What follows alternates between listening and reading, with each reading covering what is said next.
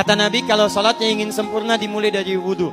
Yang pokok dalam wudhu itu ada 4. Sisanya sunnah. Awas, kalau yang 4 ini tidak sempurna maka batal wudhunya. 1. Faghsilu wujuhakum, basuh wajahnya. Kalau disebutkan wajah dalam bab wudhu, itu tidak ada yang lain kecuali bagian tampak muka. Jadi ya, kalau yang punya jenggot, itu termasuk janggutnya di selai-selai. Sifat wudhu cuma ada 3. 1, pakai keran. 2, pakai gayung. 3, air yang mengalir. Ya, seperti di sungai ada air mengalir itu nggak ada masalah. Tapi kalau menggunakan gayung atau semisalnya, Nabi itu diriwayatkan dalam hadis itu sangat menghemat air.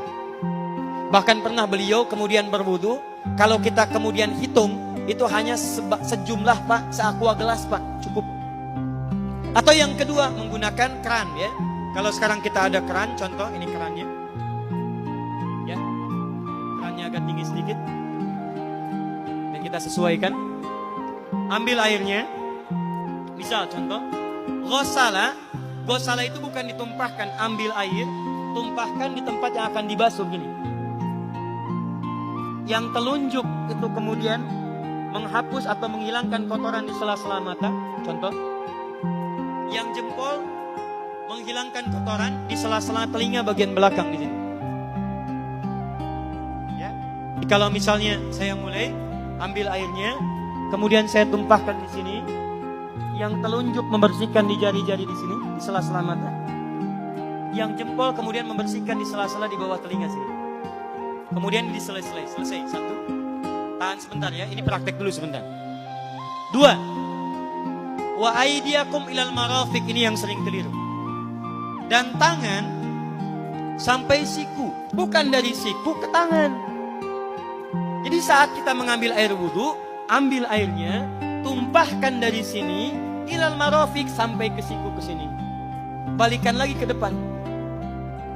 Jadi bukan kerannya dibeginikan, sikunya dibeginikan, takut, bukan. Jadi bukan siku diteruskan ke bawah. Yang tepat itu ambil airnya, kemudian basuh dari sini sampai dengan ke sikunya. Hati-hati, ini ada maknanya. Dan jika benar di hadis Muslim, jika orang wudunya benar seperti ini, maka bersamaan dengan jatuhnya air wudhu itu, jatuh pula dosa-dosa dan kotoran yang melekat pada anggota tubuhnya. Tidak cukup dengan amin, nanti kita lihat dulu. Tangan selesai, pindah kemana? Bukan ke rambut, tapi kepala. Jadi dalam bab wudhu yang diusap bukan rambutnya, kepalanya. Itulah keadilan Allah. Kalau yang diusap kepalanya, semua manusia yang hidup pasti punya kepala. Tapi kalau yang diusap rambutnya, ada ketidakadilan. Karena tidak semua orang punya kepala, punya rambut. Tuh. Nah sekarang lihat sini. Ketika kita diminta mengusap kepala, bahasanya masaha. Masaha itu begini. Ini saya punten. Bismillah. Ini ya. Ambil airnya, tumpahkan, baru kemudian diusapkan ke kepalanya. Paham ya? Kalau yang ghosala, ambil, tumpahkan di tempat yang akan dibasuh. Tapi kalau masaha, hati-hati. Ambil airnya, tumpahkan, baru diusap. Jadi bukan diambil air, tumpahkan di kepala. Yang dibasuh kepalanya bukan rambutnya. Jadi kalau ada laki-laki, sudah dandan, sisiran, rapi, tiba-tiba keran dibuka, yang diusap cuma rambutnya, ulak. Itu batal wudunya. Tidak sah. Terus diulang. Terakhir kaki dibasuh sampai dengan bagian mata kakinya, dan ini tidak perlu saya terangkan karena mudah bagi kita untuk mempraktekannya. Tapi yang ingin saya jelaskan satu ini saja. Perhatikan baik-baik. Yang 4 ini wajib wudu. Tambahannya sunnah.